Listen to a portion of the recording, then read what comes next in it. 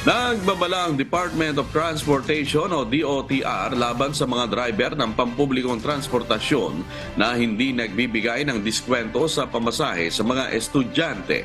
Ayon sa DOTR, alinsunod sa Republic Act 11314 o Student Fare Discount Act, dapat bigyan ng 20% discount ang mga estudyanteng commuter. 1 hanggang 3 buwang pagkakakulong ang parusa sa mga driver na mahuhuling lalabag. 5,000 hanggang 15,000 piso naman ang multa sa mga PUB owner o operatora. Bukod pa ito sa kanselasyon ng kanilang prangkisa.